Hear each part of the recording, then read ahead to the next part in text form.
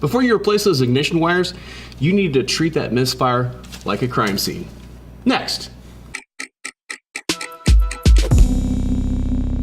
This video is sponsored by Intermotor, genuine import parts. Visit intermotorparts.com for more information. Before you replace a set of spark plug wires because of a misfire, you need to look at the entire spark plug wire system. If not, you may install a new set of wires and it's going to fail sooner than you think. Here are 4 things to look for. Number 1, look for leaks around the valve cover and also oil that has accumulated inside the spark plug bore. Oil can damage the boots and cause a misfire. Number 2, look at the exhaust manifold.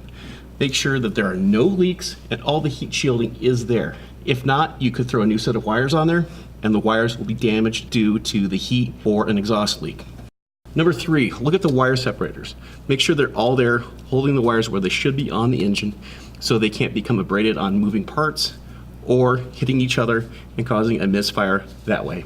Number 4, examine the whole system, from the distributor cap or coil pack all the way to the spark plugs, and make sure that nothing is hitting the wires or causing any abrasions. This will cause a misfire. If you do not do a proper examination of the spark plug wires that are originally on the engine and finding the source of the misfire or the spark leaking out, well, those new wires, they're going to become just as damaged as the old ones. I'm Andrew Markel. Thank you very much.